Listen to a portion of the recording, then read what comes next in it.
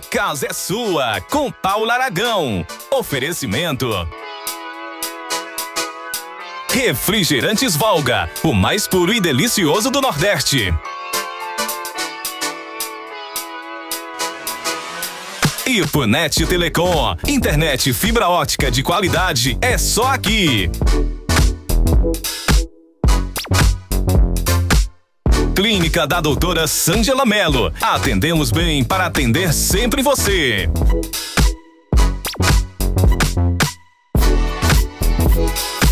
Colégio Ipoense, educação que acolhe e transforma.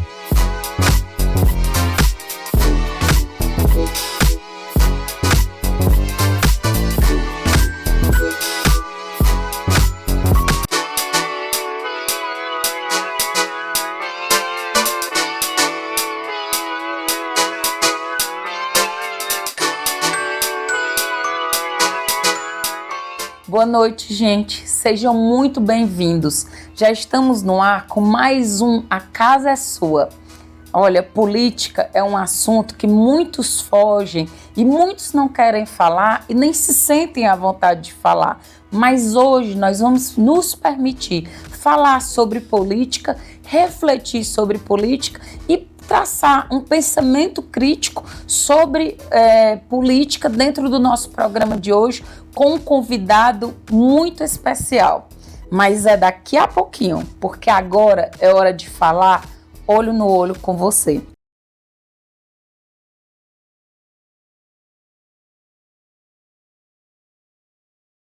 Juliana Martins, uma moça que fazia um mochilão de 4 meses na Indonésia. E ela teve uma morte trágica e uma morte que nos faz refletir sobre várias situações. A primeira é quando a gente vai para algum país, observe como é que são os cuidados de saúde, de socorro desse país. Já que a Indonésia é conhecida, né, é um país nas quais todas as atividades turísticas, elas trazem risco, como teve e apresentou o risco, né, no que culminou a morte da brasileira, há uma visitação, uma trilha no vulcão. E lá já tiveram muitos acidentes e muitos deles sem um aparato completo e um apoio do governo da Indonésia. E aí nos vem à tona, né? Como é bom a mobilização social, principalmente nas redes sociais, que não seja cerceado a nossa liberdade de expressão nas redes sociais, porque foi através dessa nossa liberdade de reclamar inclusive do governo brasileiro, do Itamaraty, que se negou em primeiro momento a trazer o corpo, a fazer o translado e o apoio ao translado do corpo da brasileira. Depois de muita pressão, o presidente voltou atrás e colocou um novo decreto. Então é uma coisa que a gente deve pensar.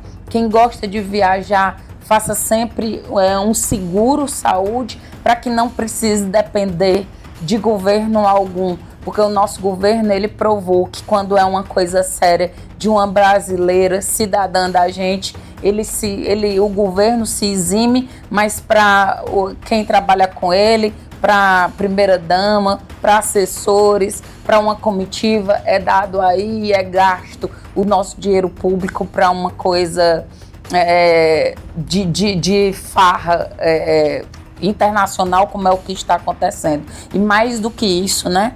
Criminosa, condenada, como a ex-primeira-dama peruana, veio com nosso dinheiro no nosso jatinho, né, da FAB. E aí, depois de muita pressão, foi dito que o governo ia abrir uma exceção para trazer o corpo da Juliana Martins. Eu sinto muito pela forma que ela faleceu e tudo que a família dela está passando. Mas eu quero trazer aqui um pensamento para além não só dessa questão de reclamar do Itamaraty, de nós trazermos essa comoção nacional para essa brasileira que sofreu o que sofreu. Ela foi deixada para trás. Eu acho que muitas pessoas verificaram o que aconteceu.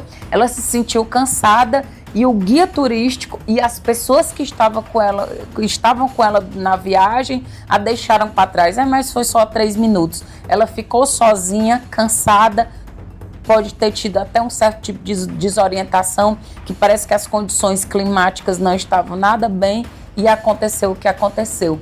Então não só em viagens, tenha cuidado com quem está ao seu lado. Tem aquela fala que a gente coloca na internet e não sabe realmente de quem é o autor, mas que diz: importa quem está do meu lado nas trincheiras muito mais do que a própria guerra. Tenha ao seu lado pessoas que na hora que você cansar, na hora que você virar um peso, ela vai ficar com você e vai lhe ajudar. Talvez se esse guia tivesse ficado com essa moça, né, tivesse dado apoio, tivesse sido eficaz no cansaço dela e ter dito: vai todo mundo parar, talvez, né, ela tivesse tido condições de sobrevivência. É uma tristeza muito grande, mas que nos coloca à frente disso, né? O nosso governo, ele trabalha mesmo sob pressão, ele brinca com o nosso dinheiro e em coisas sérias para brasileiros, precisa ele ser pressionado para ter uma grande resolutividade. Mas mais do que isso, veja quem está ao seu lado nas trincheiras. Esse foi o Olho no Olho com Paulo Aragão.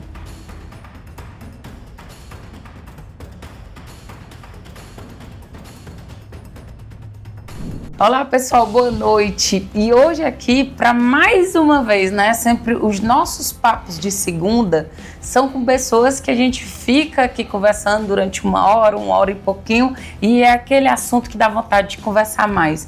E hoje eu vou receber aqui uma pessoa altamente articulada e entendida sobre um assunto que eu também amo, que é sobre política. Então eu estou recebendo aqui um colega de trabalho, um grande amigo, cursamos especialização juntos e nos encontrávamos, né, toda semana, todas as terças-feiras indo para Sobral, e dentro dessas nossas conversas tinham sobre política, tinham sobre a vida da gente. É uma pessoa que eu quero bem, que eu admiro, que eu confio e que eu sei que entende muito.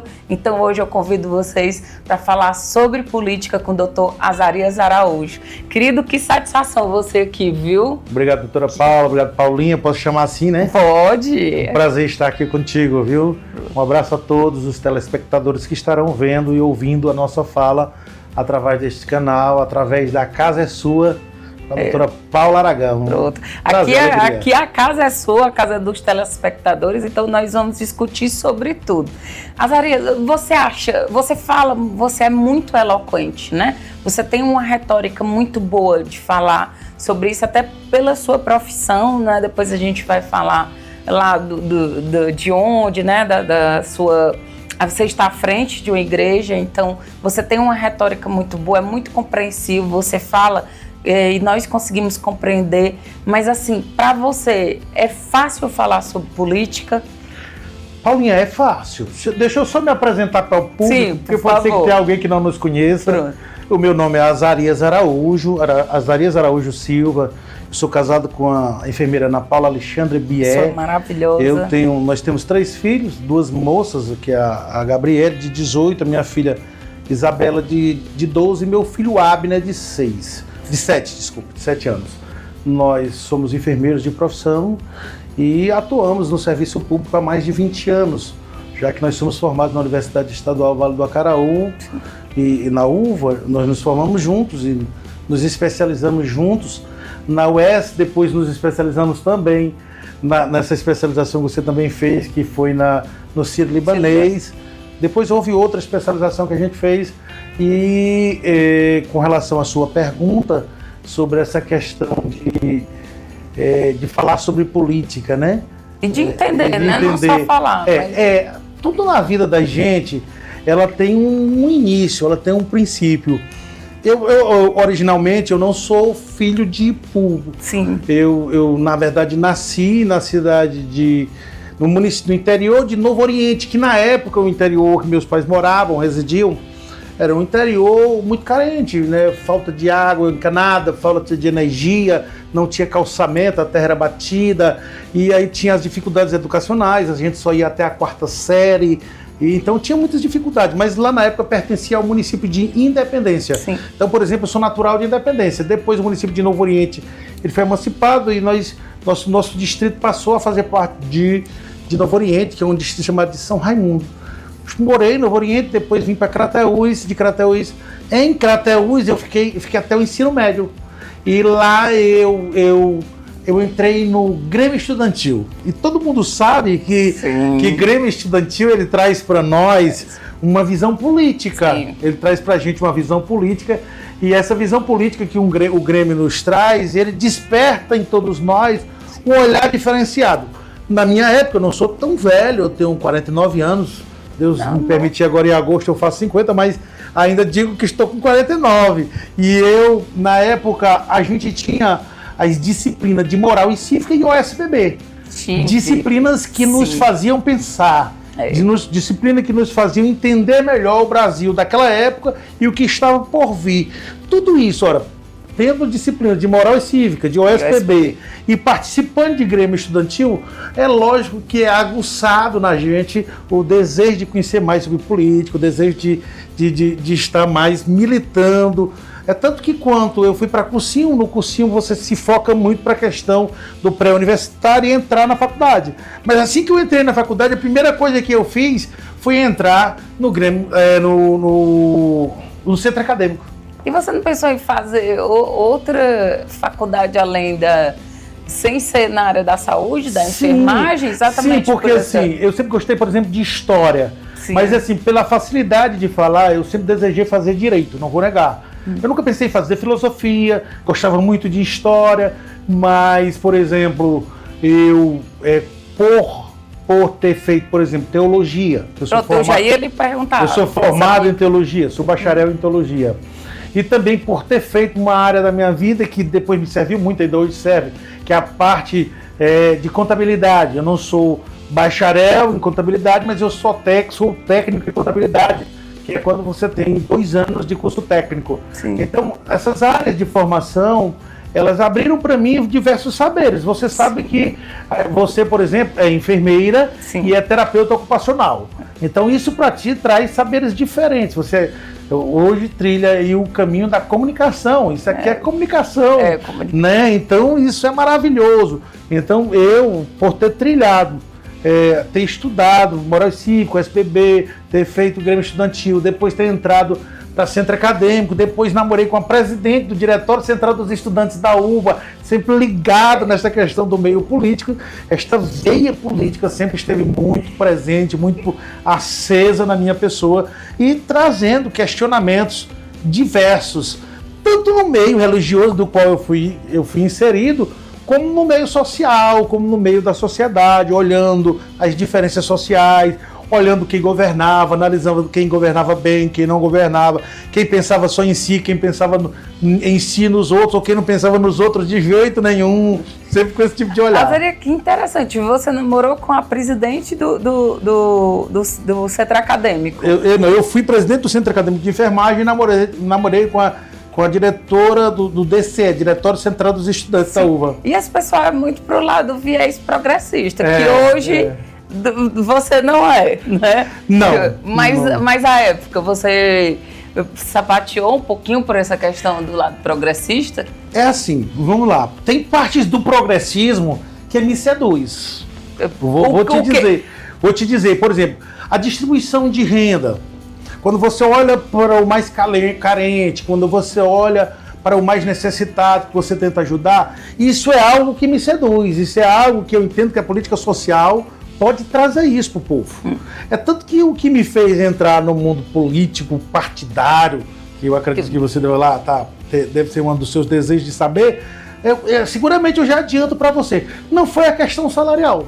Sim. Foi a questão da representatividade, foi a questão de poder lutar por aquilo que eu acreditava. Não necessariamente, eu nunca me candidatei pensando, rapaz, sabe, vou me candidatar com um vereador, ganha tanto. Nunca isso esteve na minha mente. Não, eu nem me atentei na época quanto que ganhava um vereador. A grande verdade é esta. Eu pensei assim, quando eu chegar lá, eu quero fazer isso, eu quero fazer aquilo. É verdade que a gente pensa que a gente faz sozinho. E infelizmente no mundo político você não faz as coisas sozinho. E assim, por mais que o pessoal ache que o salário de vereador ele é alto, pro que é cobrado para eles, porque às vezes o vereador, eles estão no momento, às vezes, de lazer com a família e vem alguém lá e solicita coisas que não tem nada a ver de competência do vereador. Infelizmente. Não é? Ele ainda é muito essa questão coletivista de paternalismo, que não é a função do vereador. Verdade. E era isso, querido Azarias, que eu gostaria que a gente começasse aqui. Por favor, explica de uma forma sucinta para quem nos assiste, que vai ser muito bom, essa questão, o que é ser progressista, liberal e conservador nesse país, né? E assim, progressismo mais que da esquerda, o pessoal do centrão que é colocado como liberal, né? Os liberais são colocados como centrão, aliás, e o lado conservador que é colocado de direita ou de extrema direita. Bom, vamos lá. Assim, eu sou uma pessoa que eu sempre tento me atualizar na questão desde a esfera nacional para a esfera estadual e a esfera municipal. Mas é verdade também que eu olho para o que acontece no mundo. E isso é nosso dever. Sim. Nós, como cidadãos, devemos estar cientes de tudo que acontece no mundo. Quando você olha e olha Milley sendo eleita e olha Trump sendo eleito, aí você vê algumas mudanças que, vez por outras, acontecem em alguns países. Também quando você olha para os países do Oriente, você vê uma China da vida, que você olha para uma Coreia do Norte e a Coreia do Sul, a diferença delas duas, na forma de governar, do que se traz para as suas populações, para as pessoas que governam, para os governados. Lógico que isso abre todo o entendimento. Então, quando eu olho, por exemplo, para os progressistas, Sim. Os progressistas, principalmente esses progressistas liberais, né? Que você olha para alguns partidos, não vou citar não, mas vou citar partidos, sim, como, sei lá, PT, que é o pai de todos esses partidos, PCdoB, PSOL, PSTU e por aí vai. Alguns desses partidos também tem o PSB, que ninguém pode deixar de dizer, sim, que está presente, né? O PDT também está entre estes, que dizem que não, mas está lá no meio, porque é dividido em duas alas, um grande partido a nível nacional. E quando você olha para isso, você vê algumas políticas, principalmente PT, PCdoB, PSOL, como políticas que elas são, e os seus representantes, elas vão de encontro contrário totalmente aos conservadores. Então, assim, eles são a favor, por exemplo, do liberalismo social, eles são a favor do movimento LGBTQI+, que eu não sei nem quantas siglas já tem, eles são a favor de tantas e tantas outras coisas, da marcha pela maconha, da liberação das drogas. Mas do cerceamento da liberdade de expressão. Também. Né? Então, também. Assim, às vezes é até incongruente. Aí, quando eu olho para isso, que eu olho para a direita ou a extrema direita, que são os conservadores, que eu olho para alguns partidos, como o PL, talvez hoje seja o que mais esteja representado, o União Brasil, o PP, talvez tenha mais aí. Antigamente tinha o PS, aquele Partido Social Cristão, PSC, sim, que eu acho que nem existe, mas ele foi aglutinado e colocado no partido. São alguns partidos de direita ou de extrema direita, eles defendem mais os valores da família, eles defendem mais o conservadorismo, eles defendem mais os valores cristãos, eles defendem mais que as políticas governamentais devem existir, mas elas não podem interferir na educação familiar, na questão de doutriná-los, que você sabe que nós vivemos os extremos, a extrema esquerda do nosso país, elas querem doutrinar nossos filhos. Uma questão importante, me permita fazer essa pequena observação. Antigamente, por exemplo, os pais cristãos, eu não vou olhar só para a questão dos cristãos evangélicos, sim, os cristãos católicos, praticantes, etc., que são realmente cristãos. O que acontece? E os cristãos evangélicos, você olhava para esse povo, eles tinham uma preocupação quando os filhos iam chegar no mundo universitário. Era uma preocupação terrível, porque no mundo universitário eles trabalhavam a cabeça do aluno e eram desvirtuados os valores cristãos que eles tinham aprendido, os valores de família, os valores que nós que somos conservadores ensinamos. Aí Moraes, o que acontece? Houve uma dinâmica, mudou essa questão. O que aconteceu? Esses partidos que estão lá botam um projeto de lei e aí agora já não se trabalha mais lá na universidade, porque já chega a cabeça pensante, já é adulto, agora se trabalha da base. Da base. Começa a se trabalhar lá na criança. Sim. Se trabalha isso, vai trabalhando, tentando tirar os valores que os pais, que os cristãos de verdade, que os conservadores ensinam aos seus filhos. Isso são as duas extremas, o progressismo e os conservadores, né? Aí no meio tem o famoso centrão no nosso país. No meio nós temos aqueles partidos que eles tentam agradar gregos e troianos. São aqueles, um exemplo típico é o MDB.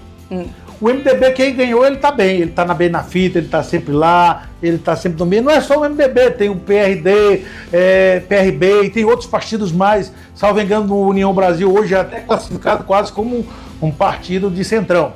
Tem outros partidos que no momento eu não me lembro, mas existe um grupo, e esses parece que são esses que decidem os rumos do país, que decidem quem é presidente da Câmara, quem é presidente do Senado.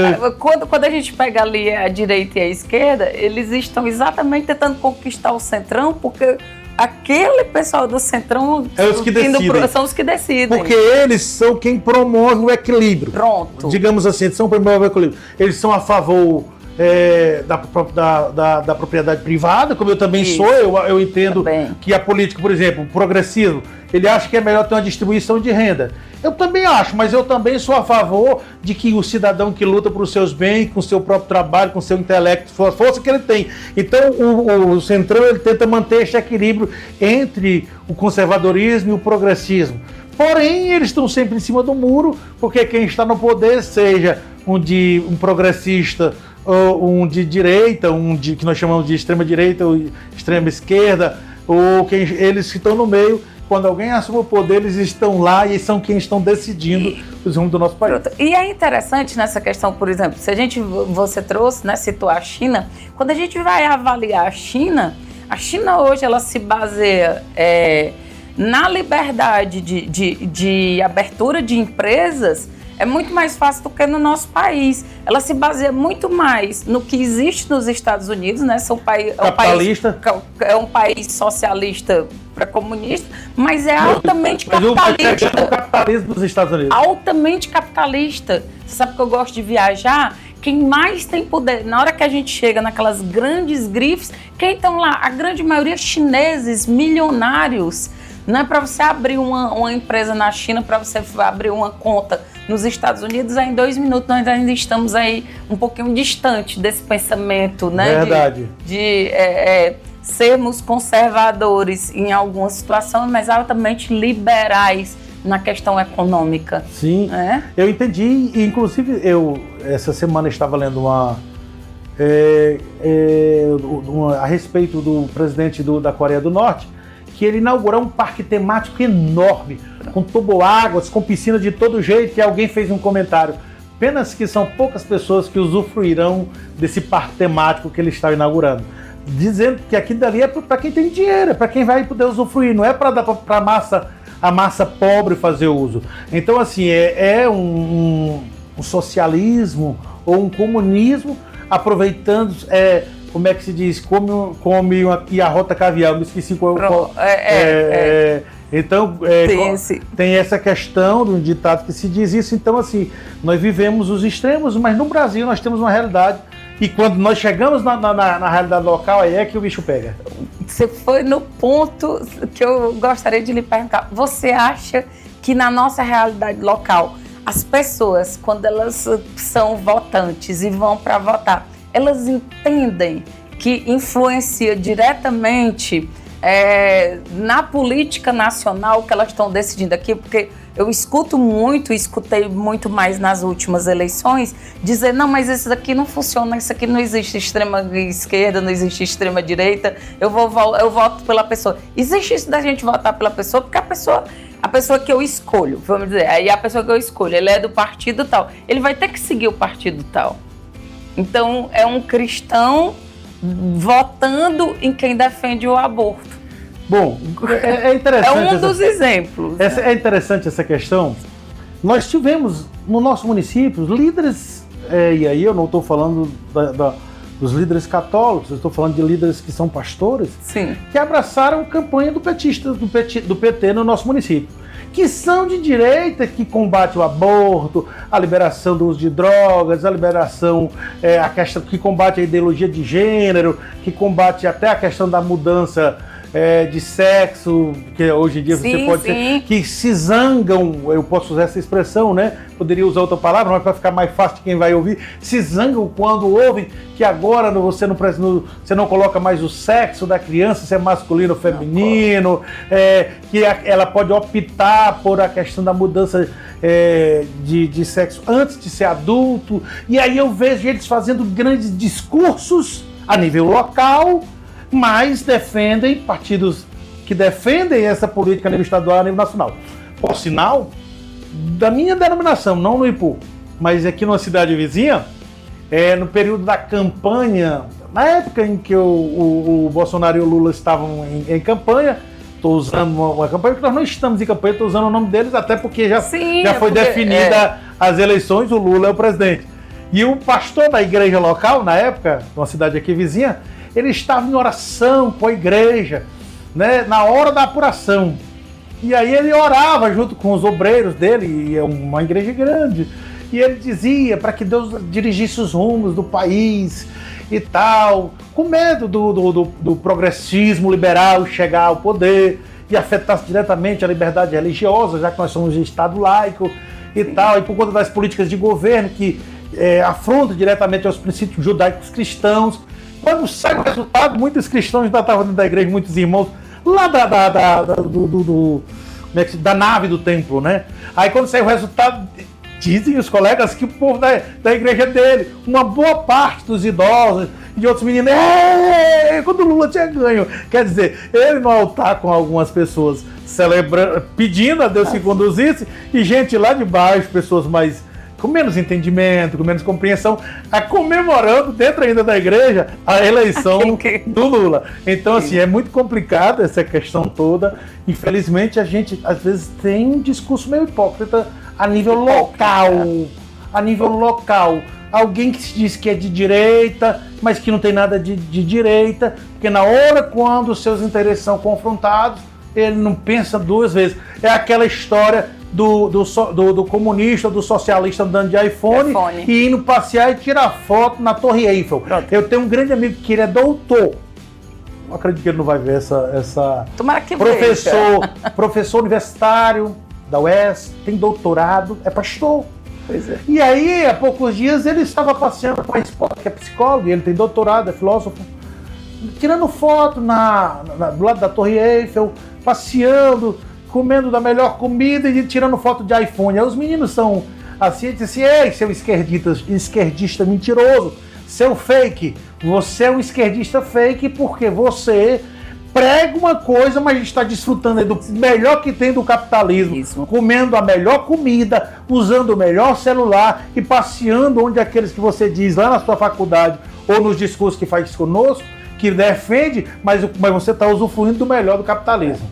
Nós tivemos aí a deputada, né, Érica Hilton, né, que ela usufruiu na última viagem, ela disse que estava resolvendo coisas do Brasil em Portugal e aproveitou e foi para o show da Beyoncé em Paris, usando roupas de grife, né? Nada como o bom e velho capitalismo, né? E aquela questão, por que é incongruente? Se os socialistas fossem ler Marx, eles vão entender por que é incongruente eu defender o socialismo e eu ter realmente um iPhone que é altamente do capitalismo. Eu colocar uma roupa de grife é totalmente incongruente com o que eu estou pregando, é desconexo com o que se prega.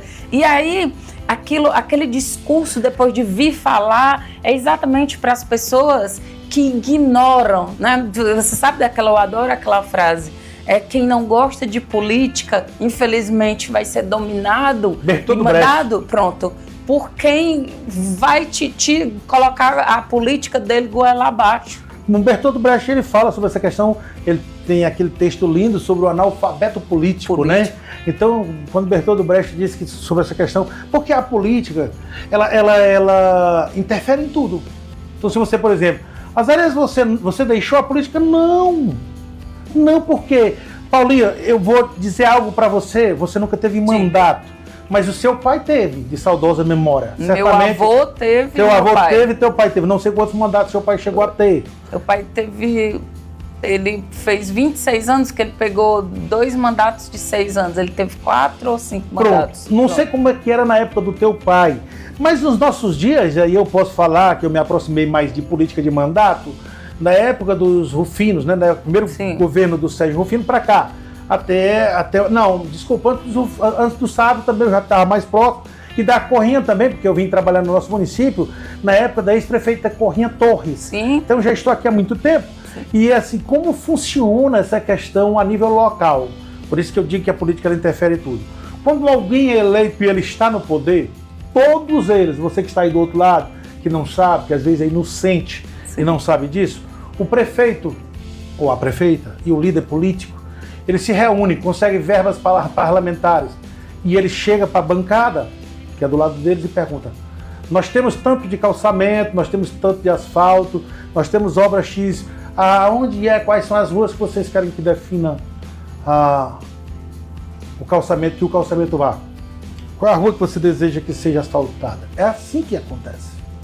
Que isso, Azarias? É assim que acontece. Eu estive lá, eu sei do que eu estou falando. É com todos eles trabalham em cima do que o vereador deseja. Então, Azarias, quer dizer que se não chegou no meu tempo, no vereador que eu votei e não veio o benefício, é porque o vereador não deu prioridade à minha rua, o meu bairro, o meu distrito? Bingo! Você acertou. É por causa disso. Mas, Azarias, não diga isso não, que você tem vários amigos vereadores. E eles não podem negar o que eu estou dizendo. Até as iluminações. Existem empresas de iluminação pública e eles dizem: olha, vocês vão mandar, façam um levantamento onde é que tem postes para trocar as lâmpadas. E é desse jeito. Começa a trabalhar nos redutos dos vereadores, depois trabalha nos redutos que não são deles. Você acha que a gente tem... Não estou falando da política municipal só, não. Mas você acha que vislumbram luz no fim do túnel dos nossos filhos e nossos netos? Paulinha, eu entendo assim, minha querida doutora Paula. Eu entendo que, assim, nós não podemos ter medo de política nem do amanhã. Isso. E aí, assim, eu não me lembro quem foi que disse, mas o que faz medo não é o grito dos maus, mas o silêncio dos bons, né? As pessoas boas, de boa índole, as pessoas que acreditam que as pessoas têm direito do que possuir quando eles lutam por isso e acreditam que pode melhorar a vida das outras pessoas, melhorar a distribuição de rendas, são essas pessoas que têm que nos representar. São você que está aí do outro lado, que acredita, que pensa que você pode fazer o diferente, você tem que arriscar, tem que mostrar o seu planejamento. Então eu entendo que o mundo ele é meio cíclico. Uma hora você está por cima, outra hora você está por baixo, e que uma hora chega alguém com um pensamento diferente, que faz um pouco diferente. Nem que o sistema corrompa ele depois de alguns anos, mas ele faz os primeiros anos, ele faz a diferença. Azarias, agora eu gostaria, né, e vou fazer uma pergunta que é particular, mas que adentra essa questão da política. Você, vereador eleito, né? Foi um vereador eleito no ano de... 2016. 2016. Você teve quantos votos? Quase 600. Quase 600. Muitos votos, muitos votos. E você passou quanto tempo, vereador? Um ano. Um ano? Um ano. E eu lembro muito, né, quando nós fizemos a especialização, que inclusive o seu apelido maravilhoso, super sincero, né? Sim, sim. Que o Azarias, ele é desse jeito, ele não tem... Ele não esconde o que ele realmente é, né? E a gente dizia, o super sincero, porque... Se eu precisar chorar, eu choro. Se eu precisar rir, eu rio. Se eu sorrio. Se eu precisar esbravejar, eu esbravejo. Uma característica... Falar o que a outra pessoa precisa escutar, você vai lá. Não que você vai lá, você não fica dizendo, tá tudo ótimo, não. Então, na nossa turma, que éramos 4 que íamos, né, toda terça, a gente lhe apelidou de super sincero e era muito bom. Eu aprendi muito com você, porque às vezes a gente mascara por um medo besta, né, de não dizer quem nós somos. E eu lembro que você tinha esse anseio pela política, por ser vereador. Sim. E você foi eleito. Foi fácil para você desistir? Qual foi o motivo que você desistiu? Bom, essa pergunta ela é interessante, que aí você que está aí do outro lado, eu depois quero receber o link dessa entrevista. Sim. Aqui da TVB, porque na última terça-feira, agora, a Câmara de Vereadores ela foi alvo entrar nisso daí. De um problema relacionado a 2 edis. Eu vou reservar os nomes, Sim. mas as mídias sociais aí estão revelando os nomes deles. Em que um vereador da base acusou um vereador da oposição de ele estar vereador hoje porque o tio dele havia comprado um mandato para que ele tivesse mandato. E isso não procede. Não procede porque para ele ter comprado o mandato, teve alguém que venderam. E quem estava no mandato na época era eu, e eu não vendi mandato. Aí é onde entra a sua pergunta, que ela é extremamente importante. Eu fui candidato a vereador e eu fui para representar, eu sei que você representa o povo em geral, mas eu tinha 3 bandeiras na minha campanha: saúde, trabalho e fé. Saúde, eu sou profissional da saúde, minha mulher é profissional da saúde, eu tinha sido diretor do Hospital Polo, fiz muita amizade com médicos, dentistas, enfermeiros e outras gamas de profissionais, de uma forma muito respeitosa, sempre tentando fazer o melhor para ajudar as pessoas. E aí, por passar 4 anos na direção do Hospital Polo, isso abriu uma margem para uma candidatura. Também eu, como filho de um sacerdote da maior igreja da cidade, sim, e ele bem conceituado, e eu sempre me relacionei muito bem, eu resolvi também pleitear uma representação no meio dos evangélicos, já que nunca um evangélico desta cidade tinha sido eleito vereador. Então, assim, saúde, trabalho e fé, trabalho eu exercia, saúde eu fazia parte, fé tinha os meus irmãos por trás. Por incrível que pareça, depois alguém me procurou e disse assim: Azarias, essa tua bandeira de trabalho aí é a bandeira que o padre Zé Linhares usou a vida toda na campanha de ser. Que legal, então eu peguei uma... Eu não sabia que era o padre Zé, que foi, sim, deputado, né, e foi diretor da Santa Casa. Isso. Aí eu candidato estive no PROS 90. Nós éramos 10 candidatos. E nós conversávamos. Eu lembro-me que na campanha, uma campanha acirrada, eu tinha algumas pessoas me ajudando, sobretudo na saúde e os pastores. Eu tinha 10 pastores me ajudando. Então, assim, a gente, na luta para ser eleito, rodávamos serra, sertão. As nossas condições não eram tão grandes, econômicas, mas tínhamos a questão do serviço, do trabalho. Eu chegava para as pessoas com o meu santinho, e eu entregava o santinho em todos que receberam, tinha o meu telefone de contato no verso. Se eu não for eleito, me procure depois, mesmo que eu não seja eleito, porque eu estou aqui para te ajudar, para te atender. Eu não vou embora, eu estou aqui. Passei a campanha todinha desse jeito. Todos os meus santinhos tinham o meu telefone de contato pessoal no verso. Aí o pessoal: pai, tu é doido? Eu disse: não sou doido. Aí aquela correria, aquelas pessoas, para tirar foto lá do prefeito, eles iam na frente. Não, vão na frente aí com eles, correndo, entrando de casa em casa, cada vereador abraçado com o candidato a prefeito, sim, tirando foto, e eu vinha atrás, no silêncio da multidão, atrás, conversando com as pessoas individualmente. Aquele voto de convencimento. Sim. Quando eu fui eleito, dos vereadores eleitos, eu fui o que tirei menos votos.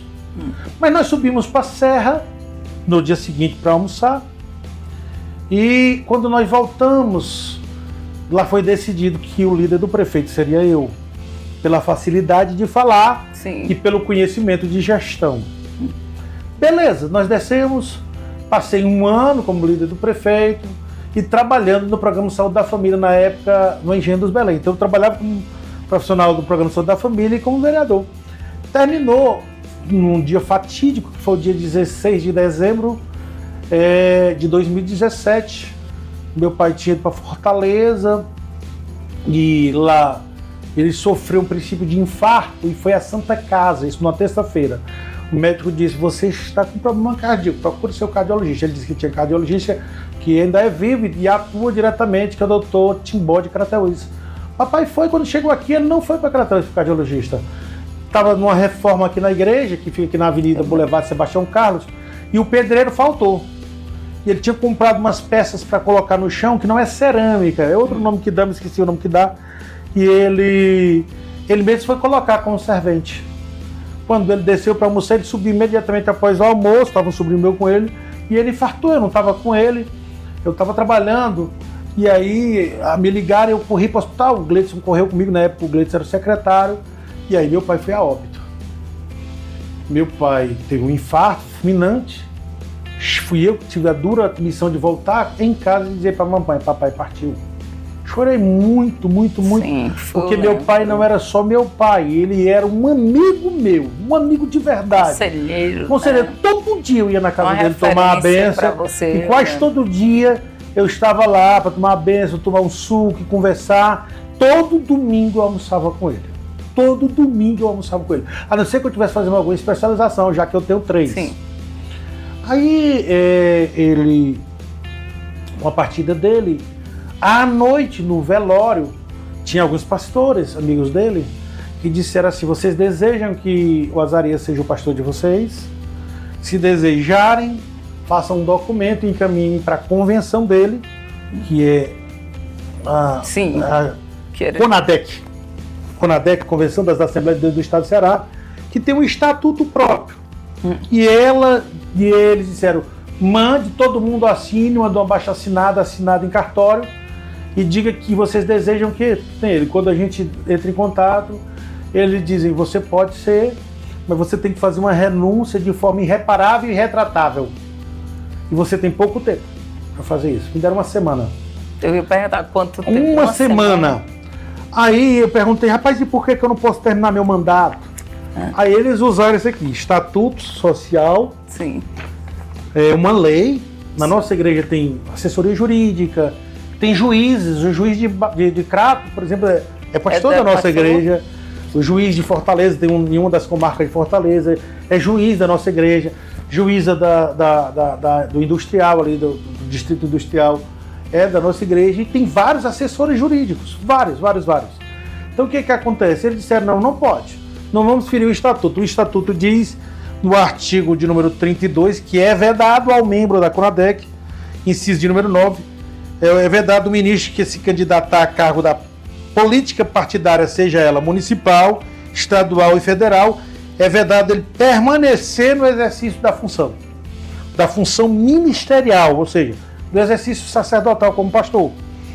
Ele não pode estar à frente da igreja. E se ele se candidatar e for eleito, enquanto durar o mandato, ele tem que abdicar do exercício que ele estiver à frente. Então você teve que decidir isso durante uma semana. Uma semana. Na época o Guilherme disse assim: doutor Guilherme, Azarias, tu tá doido.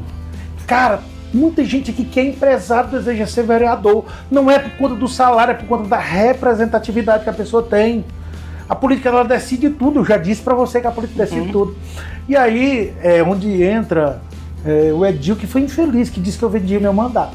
Vou ele perguntar isso assim: você acha que você se chateou por ele ter usado até de uma forma de má fé, injustamente, que eu lhe conheço, eu lembro exatamente da angústia de você ter que decidir, né? Eu lembro que você não era que você não estava feliz, você estava tentando resolver coisas, e além de tudo você tinha perdido o seu pai.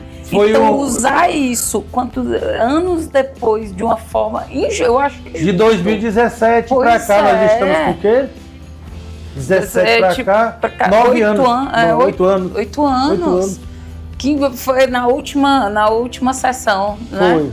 Que injusto. E eles podem falar o que quiserem lá na tribuna, né? Porque são protegidos legalmente. Sim, né? A tribuna dá ao vereador a imunidade parlamentar. Mas isso não deixa também de dizer que a pessoa foi injusta, e não impede de que a pessoa ela possa trazer luz àquilo que não é verdade. Porque, por exemplo, eu não vendi mandato, eu tive que renunciar por força de um estatuto. Eu perguntei se eu podia pelo menos me afastar e estar secretário. Você não vendeu. E eu, na época, eu renunciei porque ou eu era vereador ou eu seria pastor no lugar do papai. Eu sou o único filho do meu pai que é pastor. Eu tenho mais 3 irmãos. Nós éramos 5 homens, nós somos 4. 3 não são pastores, eu sou o único que sou pastor. Então, a linhagem sacerdotal do papai poderia ser dada continuidade através da minha pessoa, ou simplesmente eu dizia, não, eu vou seguir a carreira política e esquecia a igreja, e aí o que aconteceria? Talvez nunca mais eu tivesse uma chance de pastorear no lugar dele, de sucedê-lo. Então, na verdade, estava em jogo também a história de continuar a história pessoal dele, também a minha, que se iniciava na vida sacerdotal. Eu fiquei extremamente chateado. Eu acho que nessas questões você poderia ter usado outro argumento, dizer que foi a custa de um óbito, que o Edil chegou a ocupar uma vaga na vereança de titularidade. Sim. Dizer que foi a custa das dores de um colega que passou por lá. Tinha outros argumentos. Foi muito infeliz quando disse que foi porque o tio comprou, quando na verdade não foi. Foi a custa de um óbito de um pai que era amado pelo filho e da renúncia a duras custas, porque além de eu estar representando pessoas, eu deixei de representar e ao mesmo tempo eu também deixei de representar colegas da saúde, pessoas da minha fé cristã, e também um sonho que eu tinha em representar, porque como eu disse, eu já trilhava um mundo político, não partidário, mas político, desde o ensino médio, quando eu participei de Grêmio Estudantil. Você está entendendo? Pois eu era do PROS. Pois é. E assim, né, tem horas que, infelizmente, essa política, essa briga, essa discussão, essa coisa acirrada da política municipal, às vezes deixa a desejar, né, que a gente sempre... que a gente e as pessoas que estão lá à frente da Câmara, nós não desejamos aquela briga, nós desejamos coisas resolutivas, com fidedignidade no que está sendo cobrado, né? Sim. Mas quando coloca em jogo, e eu digo uma pessoa que eu quero muito bem, não só você, né? A gente já parte para aquela política que não é uma política agradável de se ter. De jeito eu não nenhum. Acho que não é por aí. Não. O direito de representatividade, ele é legítimo, e quem está lá o fez porque alguém o fez ele chegar lá. Mas qual é o meu entendimento acerca disso, Paulinho? O que eu entendo é que quem está lá, ele deve fazer da melhor maneira possível. Tanto quanto possível, né? Tanto quanto possível para fazer bem a todos. Eu sei que existe o partidarismo. Eu sei que às vezes se olha muito para o umbigo, dizem que quando a farinha é pouco, o meu pirão vem primeiro, né? Mas no entanto, eu entendo que, por exemplo, cabe ao vereador, ao representante do povo, que é quem cria lei em uma esfera municipal, numa esfera estadual, que seja no Alesse, né?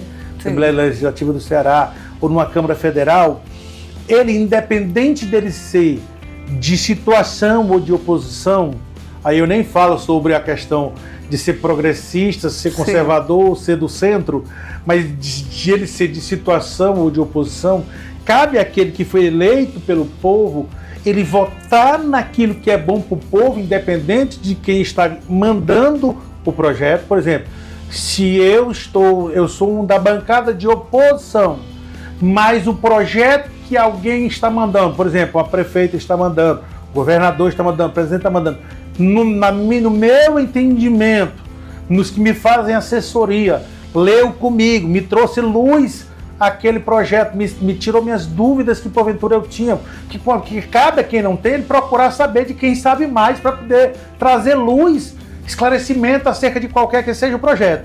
Então cabe a quem está lá, se for bom, tanto faz você ser de oposição ou de situação, vote. É bom para o povo, vote. Da mesma maneira, da forma contrária. Sim. Se o projeto que vem, ele vai fazer mal ao povo, ele vai fazer mal ao servidor público, ele vai fazer mal ao colaborador, não vote. Não, mas eu sou de situação, eu represento a situação. Mas no seu entendimento, é um projeto maléfico. Sim. Ele vai fazer mal. De repentemente, o projeto que está aumentando o imposto do colaborador que paga não sei quantos % do IPUPRE vai aumentar ainda mais. Poxa vida, para que você vai fazer isso se você é um edil de situação só porque é de situação? Não, vote contra. De situação, de oposição, vote contra. O projeto faz bem, vote a favor, tanto faz você ser de oposição ou de situação. A prova disso é que no passado bem recente, nós tivemos projetos que aumentaram o valor do tributo para os servidores públicos e também o valor a famosa conta de luz, energia. Você se lembra? Uma polêmica grande nesse município. Muita gente ficou pechado por conta de ter votado nesses projetos. Então, assim, eu entendo que a política ela é a arte de fazer bem, se você souber fazer. Se você souber usar daquilo que te dão para representar. E eu entendo que quem é bom, quem tem bons pensamentos, quem tem uma capacidade de representar, que este é o caminho para ir. Mas você não acha que o establishment, ele acaba sugando essas pessoas boas? Como, por exemplo, tem horas que o partido ele obriga você a votar em coisas que... Nós temos aí o exemplo do Júnior Mano, né? Que votou contra o partido, né? E não estou dizendo que o que ele votou foi certo ou foi errado, mas ele foi contra e ele foi colocado. Então, como é que funciona isso, Azarias? Talvez o jovem de direita do nosso estado, de direita, com maior visibilidade, que tem talvez a maior votação, chama-se André Fernandes. Sim. Eu acredito que talvez seja. De político de direita com maior visibilidade, talvez seja ele. Ele usa muito bem as mídias sociais, ele usa muito bem, ele é muito bem articulado na hora de falar, ele parece que tem um dom, Sim. Ele parece que foi chamado para isso. Mas nesses dias, ele estava rebatendo o Hugo Mota. O Hugo Mota é o presidente da Câmara, né? Sim. O Hugo Mota, o Alcolumbre é do Senado.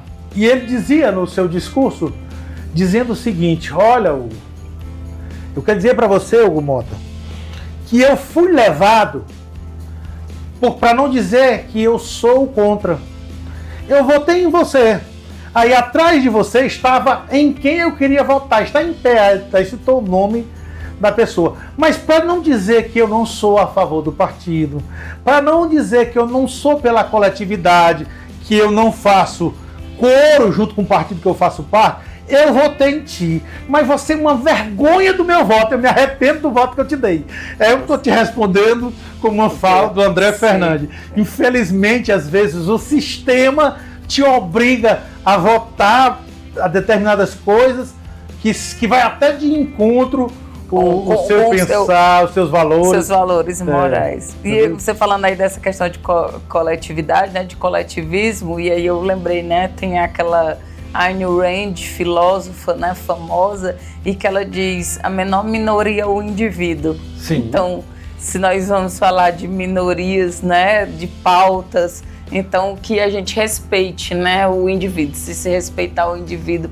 Azarias, é brilhante, é muito bom conversar com você, a gente passa aqui tempos e ainda tem muitas coisas, né, você trouxe aí a questão de leis e nós vimos também essa semana o STF decidindo coisas do Congresso, né, do Congresso, então a gente fica, e agora? Será que vai dar? Tem horas que o Brasil, eu coloco mesmo aquilo que coloco, o Brasil não é para amadores. Aquilo não era para ter saído do STF, né? Aquilo ali é o Congresso Nacional. E o Congresso Nacional ficou calado, porque até o momento... Você está falando da lei da censura? Da lei da censura, das mídias sociais. Era para ter sido discutido, para ter sido pautado e para ter sido muito bem delimitado. Então foi decidido pelo STF e a gente não tem. O que realmente... a gente vai poder falar, o que é que nós não vamos poder falar? Será que o STF vai nos prender, doutora Paula? Porque temos a nossa opinião, porque qual é o meu entendimento? Exato. O meu entendimento é que quem nunca tirou nenhum voto, ele não pode legislar desta forma. Exato. Existem coisas que são jurídicas e são para o STF, são para eles que estão lá a julgar. Mas tem coisas que só cabe a quem está legislando, a quem cria leis. E é isso, é Câmara e Senado. E aí é vergonhoso a forma de agir de algumas pessoas que nunca tiraram o voto. E que talvez, se candidatasse, não tirasse. É por isso que eu, particularmente, eu tenho uma linha de pensamento com relação, por exemplo, ao Supremo. No meu entendimento, ela deveria ser cargo de carreira e não indicativo. No meu entendimento, quem deveria ocupar lá não era presidente que era para indicar, ainda que seja sancionado pelo Senado. No meu entendimento, era para ser por concurso público ou por processo seletivo sério. Você está entendendo? Por uma USP da vida fazendo, uma Unicamp ou uma UNB fazendo, mas fazendo de uma forma criteriosa, um processo seletivo para quem seria o ministro de um Supremo desse. E que eles não viessem querer interferir no que não é deles. E lá eles não são juízes de carreira, né? Eles não são.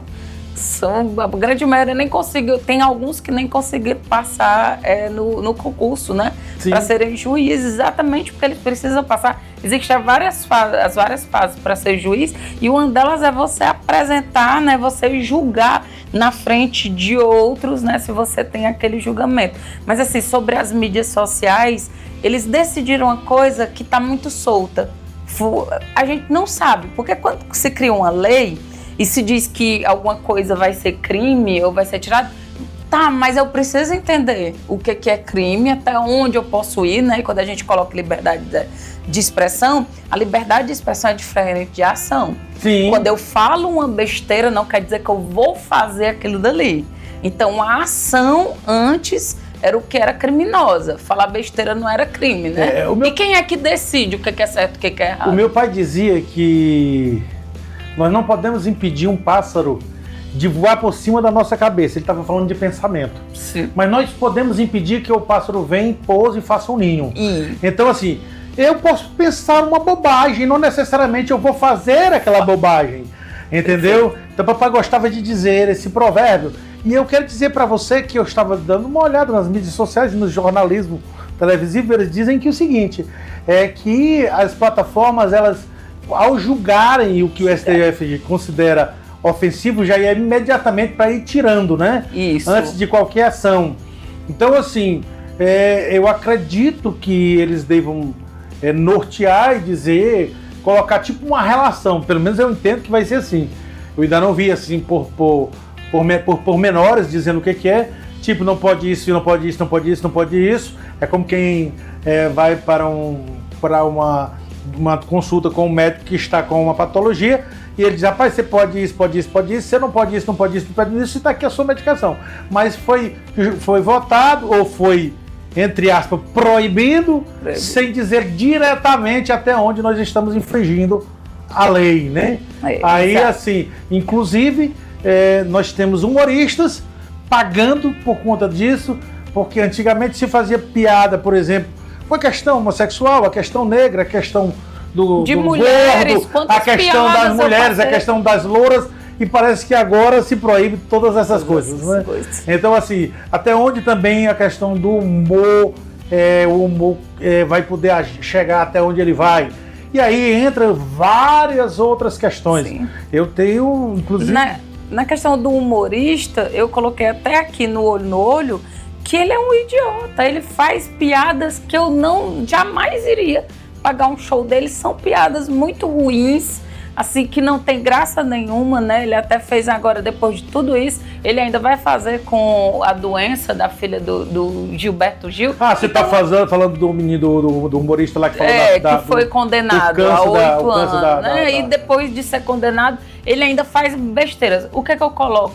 Não dá pra gente calar idiotas, porque eu quero saber qual é o seu pensamento. Eu quero saber qual é o pensamento do Azarias para dizer se ele senta comigo, se ele convive comigo, convive com a minha família, ou se é uma pessoa que eu quero dizer, tomara que não cerceie a voz de pessoas más e ruins. É lógico que quando entra na ação criminal, né? Você partir para a ação, então ali já vai você responder. Mas você falar besteira, eu espero que todos os idiotas consigam falar besteira para que a gente, tanto eu quanto meu filho, eles tenham noção de dizer eu quero conviver com essa pessoa ou não. Como é que você vai saber diferenciar? Pois é. Né?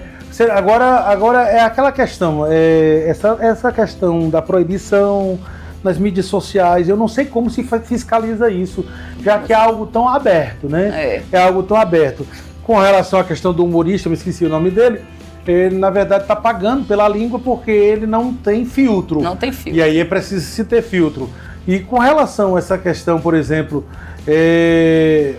ela vai até um programa desse. A casa é sua. Pois é. Se dependendo de como você decida veicular e até onde chegue o padrão de visualização, ela vai ser censurada em alguma coisa. Que seja ela vai ser censurada em alguma coisa. Que, por exemplo,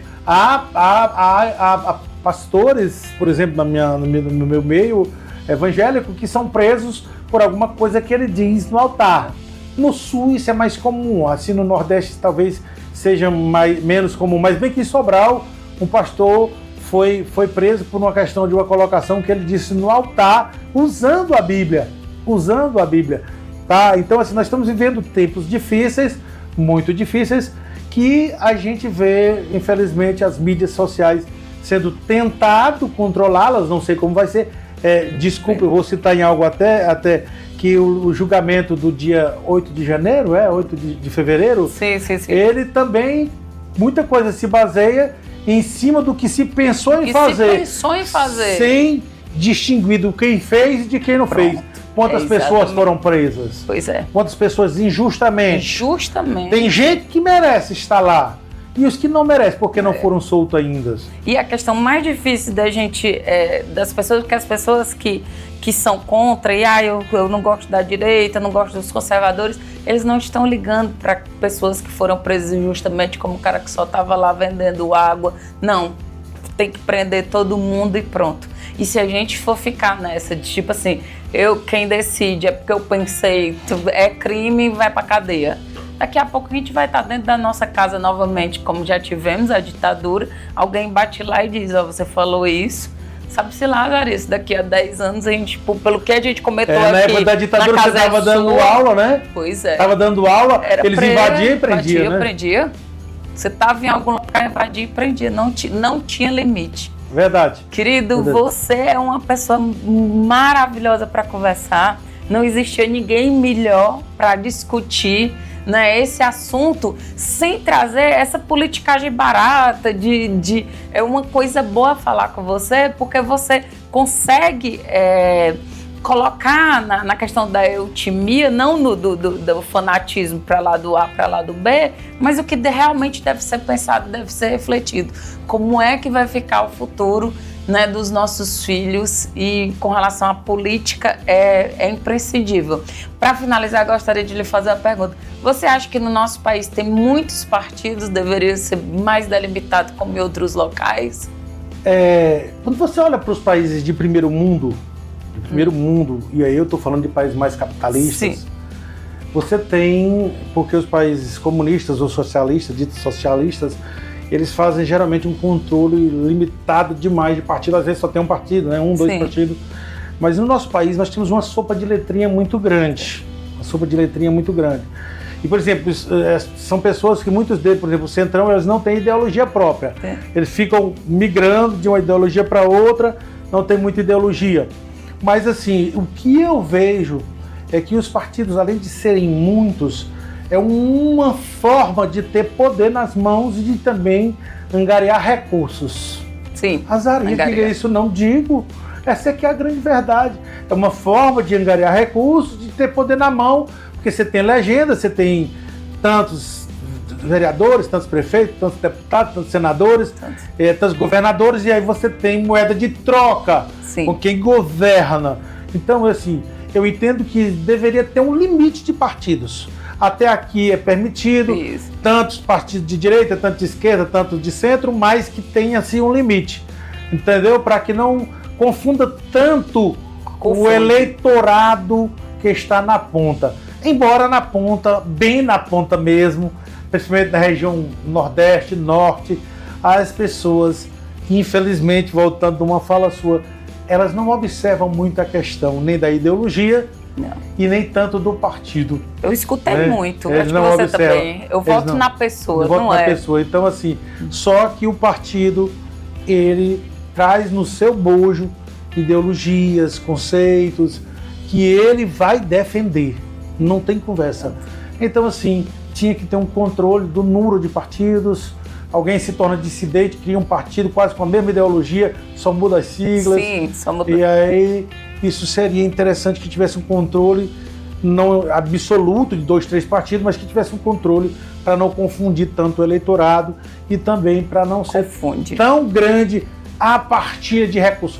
Você sabe quantos milhões vêm na época de partidos políticos, quando eles iniciam as campanhas políticas. Tem a defesa de algumas pessoas, né, dizer que precisa se gastar aquilo dali, o fundo partidário, mas às vezes é um tapa na cara da gente, do cidadão. Azarias, muito, muito, muito obrigada. E assim, uma última pergunta, se pudesse, né, eu sei que você está muito feliz onde você está pastoreando, né, seu rebanho, tá? Se eu falar besteira, você me conserte, mas se houvesse a possibilidade, você se candidataria novamente? Se na época eu pudesse ter conciliado as duas coisas, eu tinha conciliado. Hoje eu entendo que o número de pessoas que acabam estando sob os meus cuidados sacerdotais, sobre os meus cuidados pastorais, não dava muito para eu conciliar. Mas, por exemplo, nem eu pude continuar e nem pude lançar a minha esposa. Por exemplo, porque eles também vetam a participação da esposa. Que, por exemplo, se a minha esposa, por exemplo, ela não é pastora, embora até na igreja o povo a chame, né? A gente tem 10 igrejas para a gente cuidar nessa cidade, tá? Entre Serra, Sertão e cidade. Aqui no município são 10 igrejas, da mesma igreja da qual eu sou pastor. Em cada igreja tem uma pessoa cuidando, tem um líder que diretamente eles se reportam à minha pessoa. Eu me reporto a uma diretoria a nível de estado. O que acontece? Se na época eu pudesse permitir, talvez a minha esposa teria sido uma opção de candidatura. Mas eu mesmo, hoje, se tivesse opção, eu não o faria. Embora, volto a te dizer, eu não posso dizer que não gosto de política, está na veia. Está na veia. Estamos aqui com tá na veia. Eu gosto de política. A política, ela decide tudo. Ela decide o meu salário e o seu salário. Verdade. Ela decide o imposto de água que você paga, o imposto de luz que você paga, a taxa de lixo, se existisse, que aqui não existe, mas nos municípios maiores já tem taxa de lixo. No governo de estado tem, Fortaleza tem, Sobral tem, Juazeiro tem, e por aí vai. Caucaia, Maracanaú, são cidades que têm taxa de lixo. Ela decide aonde um posto de saúde é construído, aonde a escola é construída. Isso, ele decide, eu enquanto terapeuta ocupacional, quais são os recursos da minha sala, né, que eu vou ter para atender as pessoas. Se diz o que você tem que trabalhar, quais os indicadores que você tem que atingir, quanto que vem de verba para gastar com os profissionais. Então a política, ela decide tudo. Não tem como não gostar de política. Não tem. Quem não gosta de política vai ser mandado por pessoas que gostam de política e nem que sempre serão pessoas íntegras. Verdade. Querido, Azarias, você é do meu coração, viu? Obrigado. Espero que tenhamos outras vezes de encontro, tá? Uma alegria. E um abraço grande nos meninos, na Ana Paula.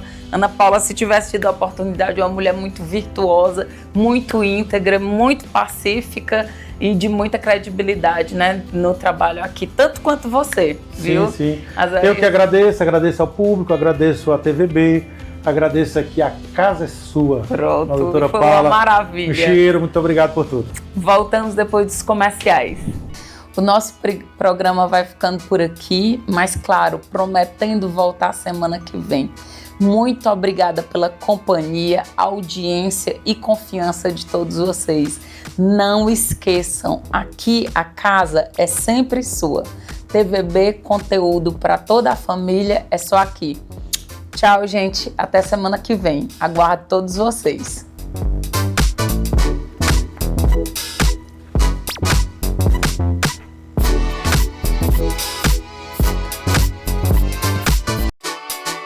A casa é sua, com Paula Aragão. Oferecimento: Refrigerantes Volga, o mais puro e delicioso do Nordeste. E Punet Telecom, internet fibra ótica de qualidade é só aqui.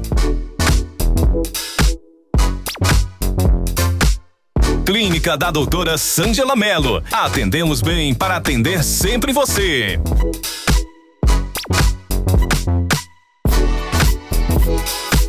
Colégio Ipoense, educação que acolhe e transforma.